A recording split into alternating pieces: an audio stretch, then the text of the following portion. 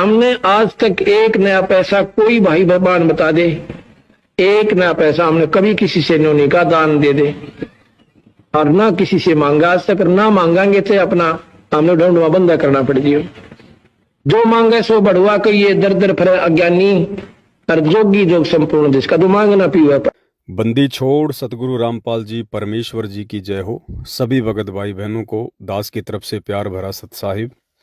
भाई और बहनों, परमपिता परमेश्वर सतगुरु रामपाल जी भगवान कहते हैं कि चोर चुरावे तूमड़ी, वो गाडे पानी माँ, वो गाडे व ऊपर आवे सच्चाई छानी ना।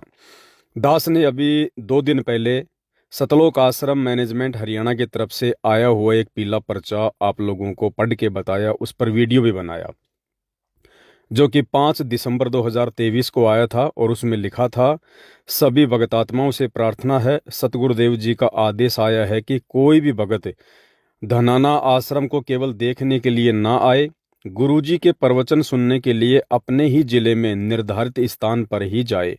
अभी धनाना आश्रम में व्यवस्था नहीं है। जब व्यवस्था होगी या कोई भी सेवा होगी या समागम होगा तो आपको सूचित कर दिया जाएगा।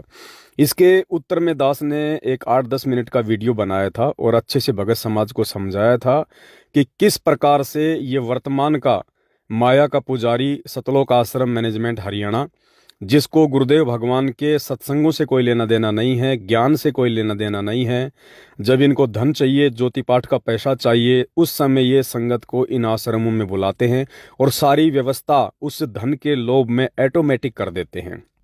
उस वीडियो को आप हजारों की संख्या में सत्सेवक भाई बहनों ने आगे फैलाया और उसका परिणाम ये निकला कि आज आनन फानन में सतलोक आश्रम मैनेजमेंट हरियाणा को मजबूरीवश एक दूसरा पीला पर्चा निकालना पड़ा, क्योंकि काफ़ी भगत भाई बहन उनसे सवाल जवाब करने लगे कि भाई जब पैसों की तुम्हें ज़रूरत होती है उस समय तुम सारी व्यवस्था इन आश्रमों में कर देते हो, और जब संगत धनाना आश्रम में आना चाहे सत्संग सुनने के लिए या वैसे भी 2-4 दिन वहाँ रहने के लिए, उस समय तुम ये कहकर संगत को ठोकर मार देते हो कि यहाँ पर व्यवस्था नहीं है। तो मजबूरी में आज इनको एक पीला पर्चा निकालना पड़ा। शंका निवारण, जो दिनांक 6/12/2023 को पीले पेज पर गुरुजी का आदेश डाला गया था कि उसको ठीक से समझें।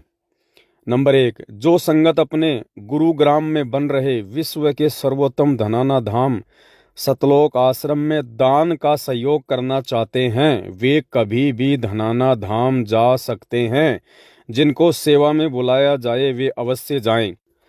अब आप खुद ही देखिए भगत भाई बहनों, ये 1 नंबर जो पॉइंट है, इस पॉइंट में इन्होंने कितनी बड़ी गड़बड़ कर दी। कहते हैं नकल में भी अकल की जरूरत होती है, लेकिन इन माया के लोभियों को ज्ञानवान से कोई लेना देना नहीं है। ये क्या बोल रहे हैं, क्या बोलेंगे, इनके मुंह से क्या निकलता है, इन्हें कुछ पता नहीं है। इस 1 नंबर पॉइंट में ये क्या कह रहे हैं, ध्यान से पढ़िए। जो संगत अपने गुरुग्राम में बन रहे विश्व के सर्वोत्तम धनाना धाम सतलोक आश्रम में दान करना चाहते हैं, वे कभी भी धनाना धाम जा सकते हैं।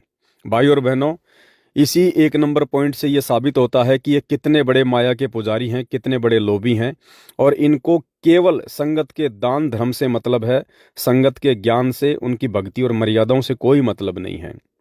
ये कह रहे हैं कि दान धर्म करने के लिए यानी पैसा देने के लिए आप कभी भी सतलोक आश्रम धनाना में आ जा सकते हैं, जबकि 5 दिसंबर के उस पीले पर्चे में इन्होंने स्पष्ट रूप से मना किया था कि सत्संग सुनने के लिए संगत धनाना धाम में ना जाए।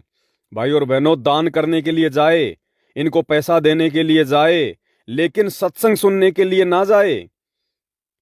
भाई और बहनों, विचार करो, हमारे गुरुदेव भगवान सन 1994 से सत्संग कर रहे हैं और सन 2000 से वो करोथा आश्रम में बैठकर सत्संग कर रहे थे। उसके बाद सन 2010 में उन्होंने बरवाला में आश्रम बनाया। उन्होंने कभी भी नहीं कहा कि भाई आप सत्संग सुनने ना आइए, अपने घर बैठकर सत्संग सुन लीजिएगा, यहाँ पे व्यवस्था नहीं है। और जब आपको दान करना हो, ज्योति पाठ करवाना हो, तब आप कभी भी बरवाला आश्रम में आ जाओ, कभी भी आप जी करोथा आश्रम में आ जाओ। क्या ऐसा दोगला आदेश हमारे गुरुदेव भगवान ने हमें कभी दिया? परमात्मा ने तो यहां तक कहा है कि मांगे सो ही भड़वा कहिए। दर दर फिरे अज्ञानी और जोगी जोग संपूर्ण जिसका मांग ना पीवे पानी। हमारे पूज्य गुरुदेव भगवान सतगुरु रामपाल जी ने अपनी संगत से किसी भी आश्रम के नाम पे, किसी भी व्यवस्था के नाम पे अपने भक्तों से कभी भी इन भिखारियों की तरह एक रुपए के लिए नहीं कहा। परमात्मा तो कहते थे जो मांगता है वो भड़वा होता है, भड़वा। तो भाई और बहनों, वर्तमान में गुरुदेव के ज्ञान के विपरीत चलकर ये भड़वागिरी कौन कर रहा है, आप खुद देख लीजिए। इस 1 नंबर पॉइंट में इन्होंने अपनी भड़वागिरी को साबित कर दिया। भाई हमने आज तक एक नया पैसा, कोई भाई बहन बता दे, एक नया पैसा हमने कभी किसी से नहीं कहा दान दे दे, और ना किसी से मांगा आज तक, ना मांगांगे तो अपना हमने ढूंढवा बंदा करना पड़ जियो। जो मांगे सो बढ़वा कहिए, दर दर फिरे अज्ञानी और जोगी जोग संपूर्ण जिसका तो मांगना पीवा।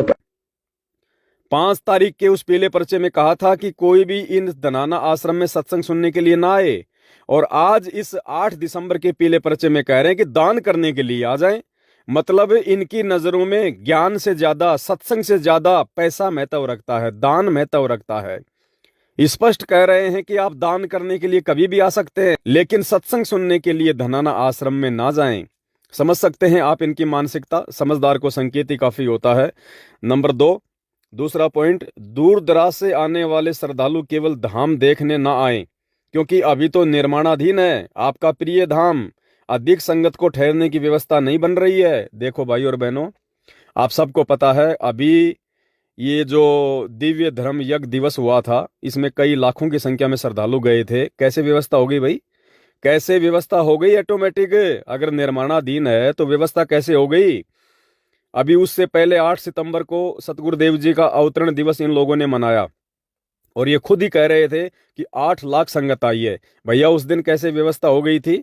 व्यवस्था इसलिए हो गई थी कि उस दिन संगत दान धर्म देने के लिए आ रही थी। 3 दिन का पाठ रखा हुआ था, इनको करोड़ों में पाठ का पैसा आना था, ज्योति का पैसा आना था। इसलिए भाई और बहनों, ये सारी व्यवस्था कर देते हैं जब इनको लगता है कि अब संगत जेब ढीली करने वाली है। बाकी सत्संग के लिए कोई जगह नहीं है उन आश्रमों में, ज्ञान के लिए, गुरु की महिमा के लिए, इन सब चीजों के लिए उन आश्रमों में कोई व्यवस्था नहीं है।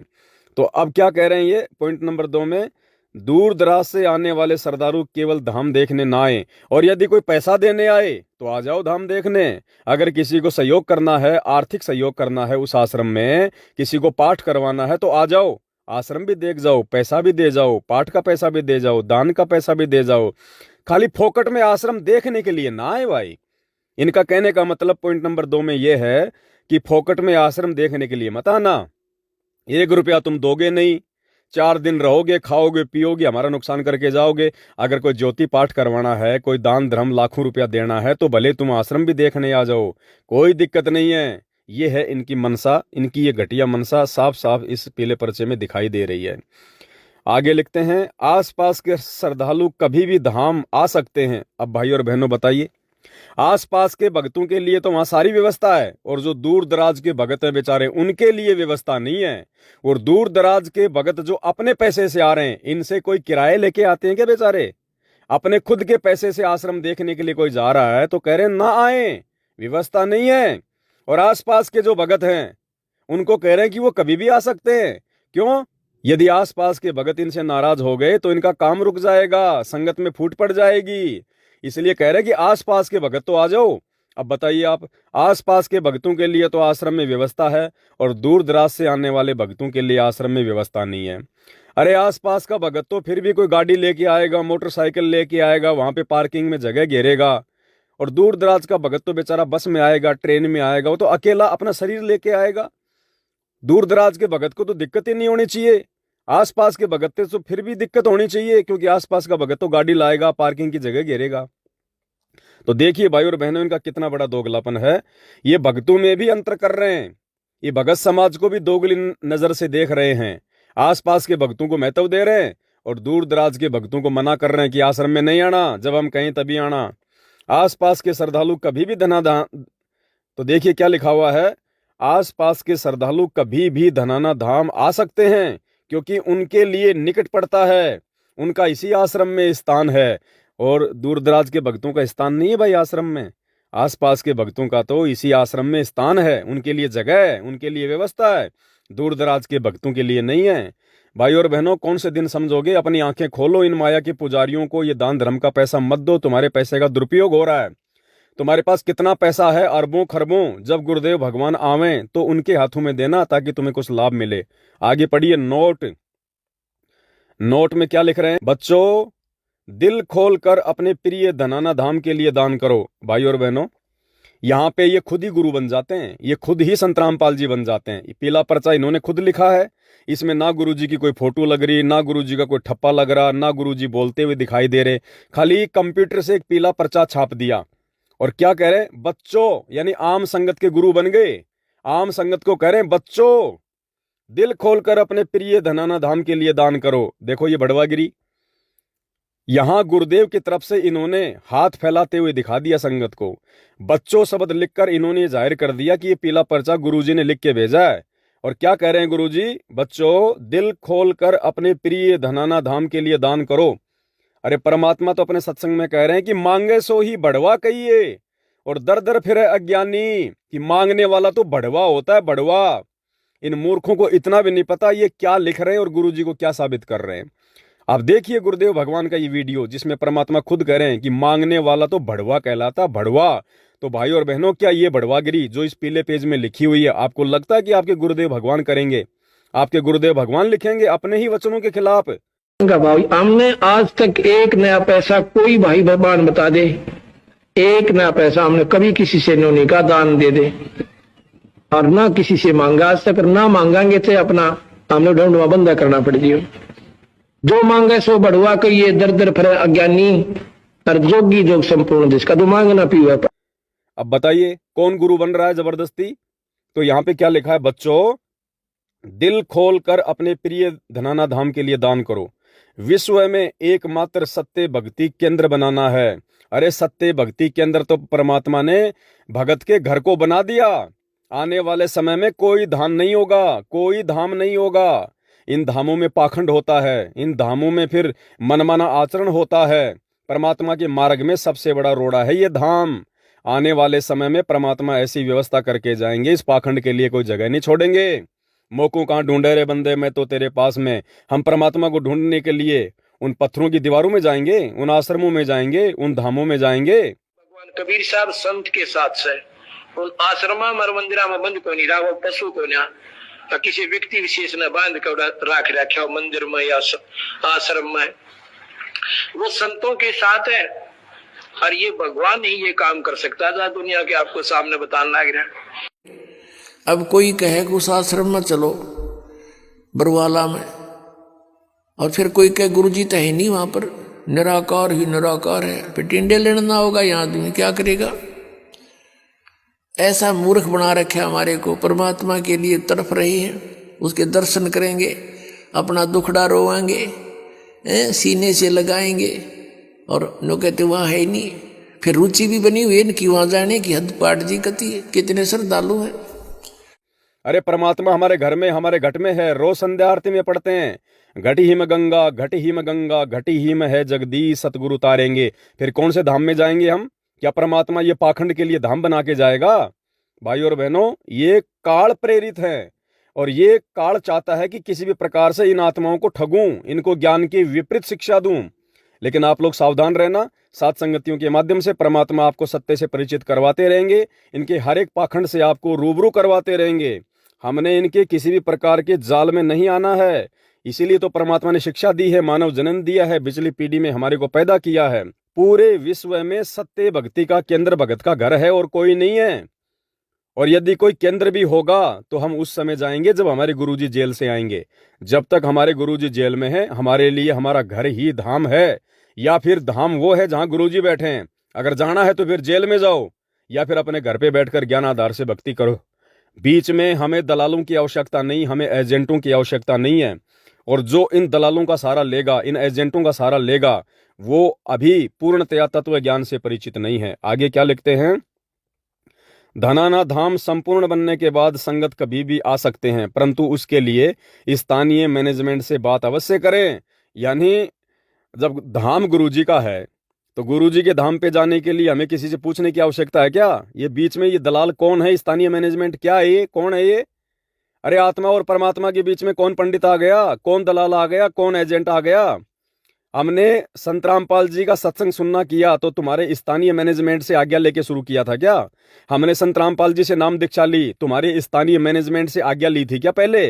तो आज यदि हम भक्ति करेंगे और भगवान के नाम पे यदि कोई आश्रम खुल रहा है और यदि भगवान का है, तो उस धाम पर जाने के लिए ज्ञानी भगत को किसी दलाल से पूछने की जरूरत नहीं है। लेकिन वर्तमान के जितने भी धाम खुल रहे हैं ये केवल नाम धाम है, बाकी इनका एक ही काम है, माया लूटो, माया लूटो, माया लूटो। आगे क्या लिख रहे हैं? क्योंकि अधिक संगत एक साथ आएगी तो व्यवस्था नहीं हो पाएगी। अभी संगत दिन दुगनी रात चौगनी बढ़ रही है। कितना बड़ा झूठ!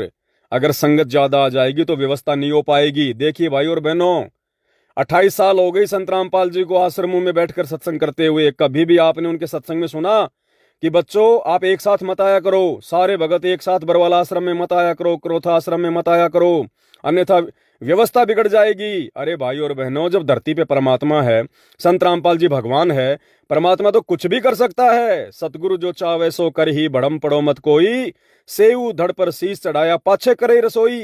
अरे परमात्मा ये वो परमात्मा है जो सुई के नाके से हाथी निकाल सकता है, एक सुई के नाके से पूरी धरती निकाल सकता है। तो क्या ये परमात्मा एक आश्रम में बैठा कर भक्तों को ज्ञान नहीं दे सकता? क्या इस परमात्मा के आश्रम में कोई कमी है? परमात्मा क्या नहीं कर सकता? लेकिन ये लोग क्या लिख रहे हैं कि ज्यादा भगत आओगे तो व्यवस्था नहीं बन पाएगी, यानी गुरुजी के वचनों के विरुद्ध बोल रहे हैं, गुरुजी के ज्ञान के खिलाफ बोल रहे हैं। अरे अगर पूरा विश्व भी आ जाए, 8 अरब की जनसंख्या भी आ जाए, और यदि संत रामपाल जी भगवान है, परमात्मा है, तो परमात्मा क्या नहीं कर सकता? वो तो अपने सभी बच्चों को एडजस्ट कर देगा उस आश्रम में। अरे श्री रामचंद्र जी जब लंका से विजय होके आए और आते वक्त रावण के पुष्पक विमान में बैठ के आए थे। रावण का पुष्पक विमान, उसकी क्या खासियत थी? उस विमान में चाहे पूरी दुनिया को बैठा दो फिर भी एक आदमी की जगह हमेशा खाली रहती थी। तो क्या हमारे भगवान का आश्रम उस रावण के विमान से भी घटिया है क्या? अरे हमारे भगवान क्या रावण से भी घटिया है क्या? रावण से बड़े शक्तिशाली नहीं है? जब रावण के विमान में चाहे पूरी दुनिया को बैठा दो, कितने आदमी बैठा दो, फिर भी एक आदमी की जगह हमेशा खाली रहती थी। तो हमारे पूज्य गुरुदेव भगवान का आश्रम तो दुनिया का सबसे बड़ा, ब्रह्मांड का सबसे बड़ा विमान है। इस विमान में तो जितने आओ, जितने बैठो, परमात्मा के घर में किस चीज की कमी है?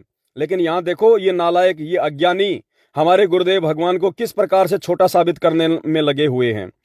इनको पता है कि संगत ज्यादा आ गई तो संगत को ज्यादा खिलाना पड़ेगा, ज्यादा पिलाना पड़ेगा, उनकी सेवा करनी पड़ेगी। और ये लोग सेवा नहीं करना चाहते, ये चाहते हैं कि बस 3 दिन का जब जब पाठ हो आश्रम में, उस दिन संगत आवे तो पाठ के नाम पे संगत तो पाठ कराएगी, ज्योति कराएगी, ज्यादा से ज्यादा संख्या में दान देगी। तो उस समय तो ऑटोमेटिक बाहर से ये व्यवस्था करवा देते हैं, क्योंकि व्यवस्था करने वाले कौन? हम ही भगत भाई बहन। मजदूरी करने वाले कौन? हम ही भाई बहन। इनको दान धर्म का पैसा देने वाले कौन? हम ही भाई बहन। तो उस समय इनको कोई व्यवस्था में दिक्कत नहीं आती, कोई दिक्कत नहीं आती इनको।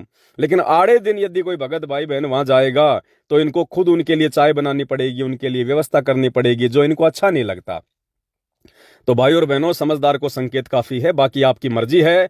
जितनी ऐसी तैसी करवाना चाहते हो इन आश्रमों में जा जाके करवाओ, परमात्मा कुछ नहीं कहेगा। वर्तमान में परीक्षा चल रही है। अरे जिसने अपने घर को आश्रम नहीं समझा, जिस घर में गुरुदेव भगवान का दरबार लगा है, 3 समय की आरती करते हैं, मंत्र करते हैं, जहां पर ज्योत जलती है, दंडोत करते हैं, जिस नालायक ने अपने घर को आश्रम नहीं बनाया, वो उन आश्रमों में जाके क्या फायदा उठाएगा? पुण्यात्माओं, आज परमात्मा के बच्चे जिनको दीक्षा प्राप्त हो चुकी है, उसके परिवार के अंदर एक मिनी आश्रम बन गया। ऐसा स्थान बनाया जाता है जहाँ भगवान के स्वरूप को रखते हैं, जहाँ परमात्मा की ज्योति जलाई जाती है। सभी उठकर वहाँ प्रणाम करते हैं। सुबह और शाम दोपहर को भगवान की चर्चा चलती है, रमैणी होती है, आरती होती है, सुबह के नित्यनेम होते हैं। फिर दिन में जब भी टाइम लगता है, कोई मंत्र कर रहा है, कोई सिमरन सतनाम का कर रहा है, तो कितना माहौल बदल गया ना। उसमें बकवाद बतलावा वो न बोला, वो न बोला, उसका नाश होगा, उनका ऐसे नुकसान होने वाला है, वो ऐसे गलती करते हैं। तो इस तरह की बकवादें बतला के उस परिवार, उस घर के अंदर हम ये कुविचार छोड़ देते थे। फिर वो कुविचार हमारे मस्तिष्क में टकराते रहते थे, हमें डिस्टर्ब रखते थे, शांति नहीं होने देते हैं। और जब परमात्मा की महिमा और अमृतवाणी जब स्टार्ट होती है तो कुविचार ऊपर चले जाते हैं और सुविचार उस घर में धीरे धीरे स्थापित होने लग जाते हैं। फिर घर में शांति शुरू हो जाती है। ये तरीका है। कभी भी वो सफल नहीं हो सकता, सक्सेस नहीं हो सकता। तो भैया जिसने ऐसी तैसी करवानी है, खूब कराओ जा जाके दान धर्म के नाम पे। कल को जब वो परिणाम का दिन आएगा, जो बीज तुमने बोया है इनको पात्रों को दान धर्म देके, इनको पात्रों की हर बात को मान के, तो भैया कल को वो बीज जब वो फसल बन के तैयार होगा तो काटोगे भी तुम ही, दूसरा नहीं काटेगा। उस समय फिर ऊपर हाथ करके रहोगे कि हमने किन मूर्खों को दान धर्म दे दिया, किन मूर्खों को हमने ज्योति पाठ का पैसा दे दिया। और रही बात आश्रम, धनाना आश्रम पूरे विश्व का केंद्र बनेगा, खाक बनेगा। संत रामपाल जी भगवान इस धनाना आश्रम में पेशाब करने भी नहीं जाएंगे, नोट कर लेना इस बात को, क्योंकि ये उनके वचन के खिलाफ, ये उनके सत्संगों के खिलाफ बनाया जा रहा है। गुरुदेव ने अपने सत्संगों में कई बार कहा है कि संत वही होता है जिसका एक आश्रम होता है, जो 25-25 आश्रम खोल दे वो संत नहीं होता है। सुनिए ये परमात्मा का सत्संग और विचार करो। या बच्चों की तरह संत लड़ रहे हैं एक ही शहर में, और 25-25 आश्रम, एक ही शहर में 25-25 आश्रम बने हुए हैं एक ही पंथ के। तो बच्चों जैसी लड़ाई इनकी, तो ये संत काहे को एक आश्रम बनावे, उसमें प्यार से रहे और फिर आम आदमी पर अच्छा व्यवहार उसका असर पड़े कि साधु ऐसे होते हैं। अब ये हमारे अंदर ही ऐसे राग द्वेष भरे पड़े हैं, तुम समाज को क्या दे सकते हैं। इस प्रकार हमने इन बातों को पुनः विचार करना पड़ेगा और तभी हम प्रभु को पा सकते हैं। ये बच्चों वाली लड़ाई संत नहीं किया करते, ये हमने त्यागनी होगी, तभी हम प्रभु पा सकते हैं। तो भाई और बहनों, आज परमात्मा अपने वचन के खिलाफ कैसे जगह जगह धाम बनवाएगा, सोचो। ये परीक्षा का समय है, परमात्मा हमारी परीक्षा ले रहा है कि मेरे सत्संगों को इन्होंने कितना सुना, कितना ध्यान दिया। कल को मेरे सतलोक जाने के बाद ये काल के जाल में ऐसे ही फंसते रहेंगे या कुछ बुद्धि विवेक से सात संगतियों की तरह, सत्सेवकों की तरह विचार भी करेंगे। भाई और बहनों, आने वाले समय में जितने भी नकली साधु संत महात्मा हैं, जितने भी नकली डेरे हैं और इनके बड़े बड़े जो आश्रम हैं, ये धनाना आश्रम तो उनके बाथरूम के बराबर भी नहीं है। वो आश्रम हमारे ही काम आएंगे, क्योंकि गुरुदेव का वचन याद करो। परमात्मा ने कहा कि आने वाले समय में ये नकली साधु संत महात्मा, जिनके बड़े बड़े डेरे, लाखों की संख्या में आश्रम है, ये छोड़ छाड़ के भाग जाएंगे और ये आश्रम हमारे ही काम आएंगे। इस बात को परमात्मा ने और अच्छे से समझाने के लिए हम एक अंधे महात्मा की कथा सुनाई थी। उस अंधे महात्मा की कथा के अंत में परमात्मा ने बताया कि आने वाले समय में ये आश्रम हमारे ही काम आएंगे। अरे जब ये दुनिया भर के नकली आश्रम हमारे ही काम आएंगे तो भाई और बहनों, हमने नए धाम बनाने की जरूरत क्या है, भक्तों का पैसा बर्बाद करने की जरूरत क्या है। एक अंधा बजनी था और वो रोज आकर गांव में किसी न किसी का बैठ जाता, 10-20 आदमियों ने नवाजो मैं सामने भजन सुनाऊंगा। अब उन्होंने सोचा भाई यू सूरदास तीसरे दिन आ बैठे है, यू पीछा छोड़े नहीं ना, सोन देख और फसल का काम है। तो उसको गांव की बनी में ले गए। अब सूरदास यहाँ तो आदमी आओगे, यहाँ ज्यादा आदमी आओगे बाहर के व्यक्ति, और यहाँ जगह थोड़ी है गांव के मैदान में, आपको चलो बाहर बनी में करना है अपना भजन। अब भाई चलो फिर तो बहुत अच्छी बात। वहां जाके खड़ा कर दिया, वो एक रास्ता था, उस रास्ते के ऊपर एक मैदान से में खड़ा कर दिया अंधा, और 2-4 उसके साथ चले गए। उसने जब शब्द 5-4 भजन का इतने, हाँ क्या बात कही, हाँ क्या, फिर ने बोले हम नहीं बोलेंगे, तेरी बातों में ज्ञान गणा गया, तू एकला लगा रही है। अका अच्छी बात। अब अंधन हो गए, 2 घंटे बोलते ने, वो गाने गावे। इतने में एक रास्ते चलता आदमी आ गया कोई रात ने, वो कहने लगा रहे गाने वाले, ओ गाने वाले भाई मैंने उस गांव में जाना, रास्ता बता।